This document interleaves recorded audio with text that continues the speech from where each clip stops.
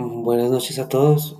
Mi nombre es Edwin Andrés Martínez, soy estudiante de la Universidad Nacional Abierta de Distancia y a continuación procederé a la explicación de la actividad Métodos Matemáticos de Sistemas Físicos en el dominio del tiempo en el curso de Sistemas Dinámicos.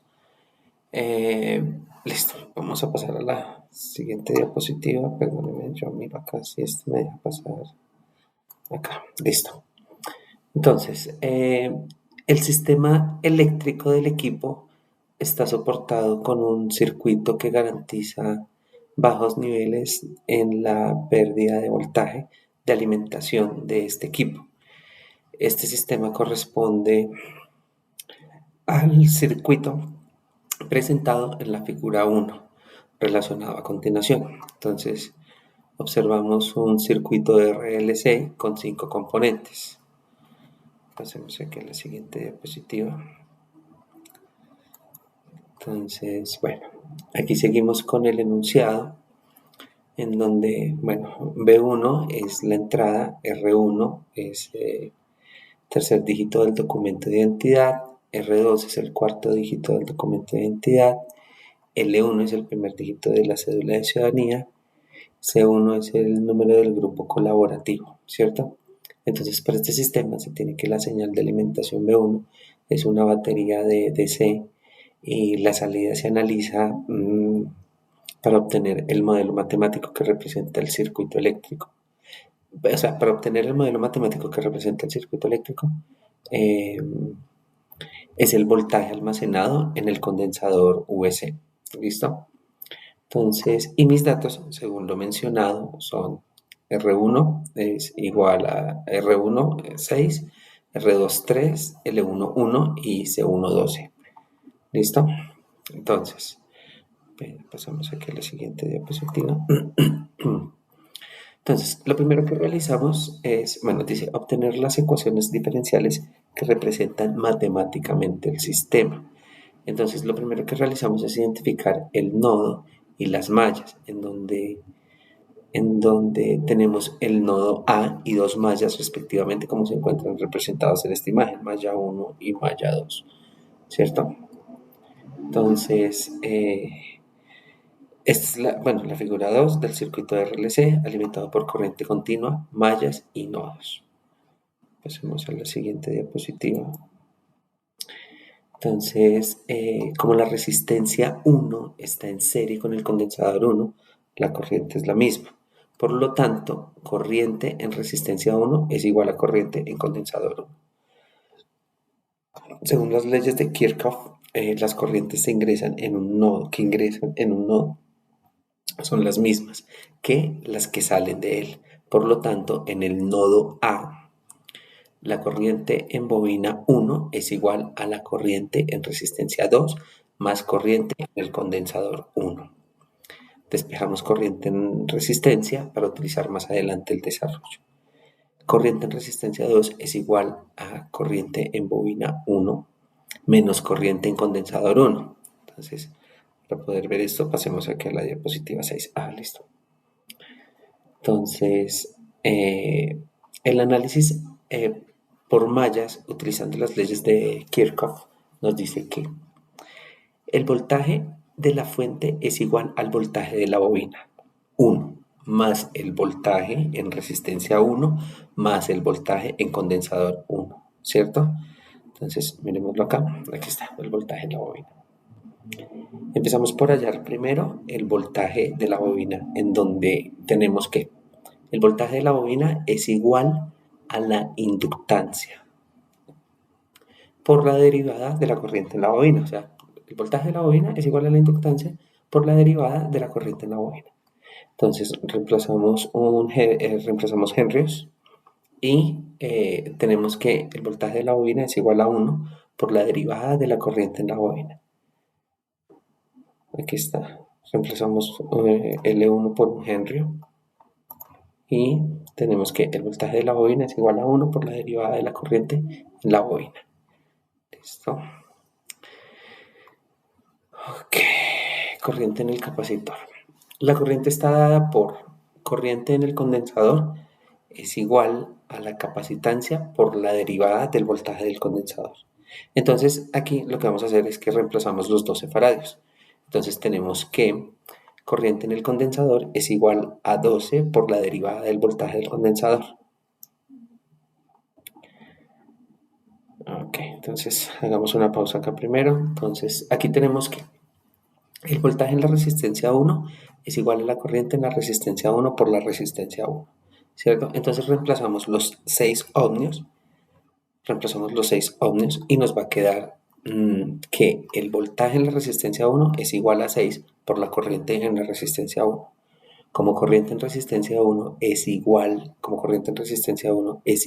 a corriente en condensador 1, entonces tenemos que voltaje 1,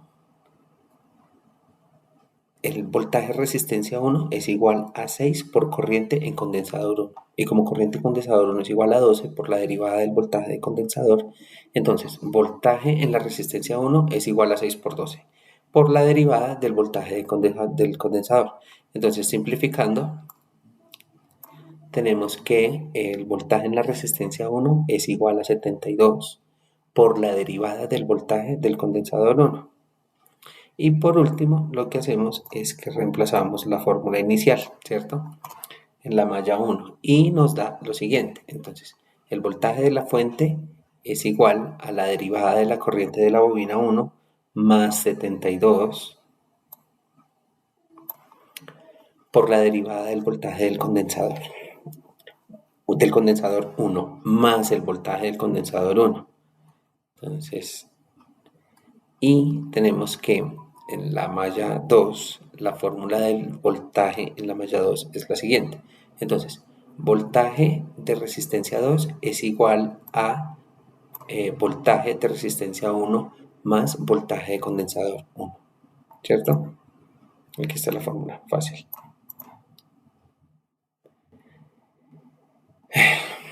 Por ley de Ohm, tenemos que el voltaje en resistencia 1 es igual a la corriente de la resistencia 2 por resistencia 2. ¿Listo? Y como tenemos que corriente en resistencia 2,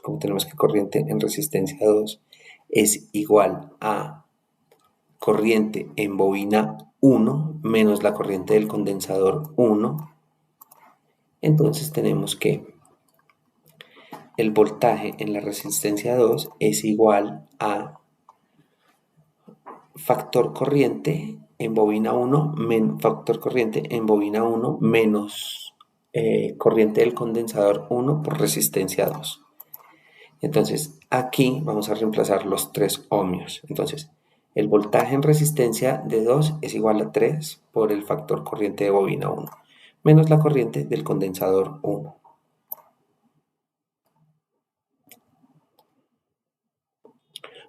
Como corriente en condensador es igual a 12 por la derivada del voltaje, corriente del condensador es igual a 12 por la derivada del voltaje, entonces tenemos que el voltaje de resistencia 2 es igual a 3 por factor de corriente,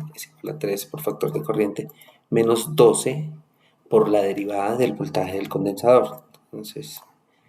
Entonces vamos a simplificamos y reemplazamos en la malla 2 y el resultado es el siguiente. Entonces simplificamos en la malla 2, el resultado es que el resultado que tenemos es 3 por la corriente en la bobina menos el voltaje del condensador es igual a 108 por la derivada del condensador. ¿Listo?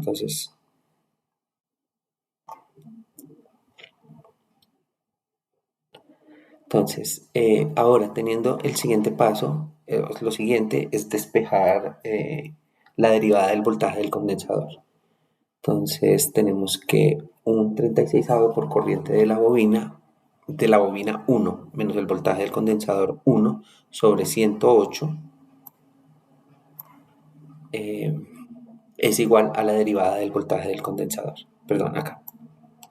Entonces reemplazamos la fórmula en la malla 1 y podemos despejar la derivada de la corriente de la bobina 1. Entonces tenemos que el voltaje de la fuente es igual a la derivada de la corriente de la bobina 1 más 72 factor de un 36 por la corriente de la bobina, 1, menos el voltaje del condensador y sobre 108 más el voltaje del condensador 1.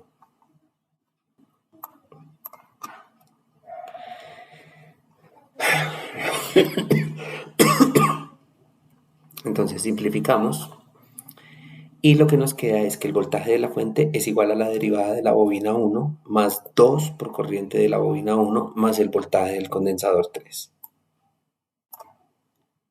Despejamos la derivada de la corriente de la bobina y nos queda que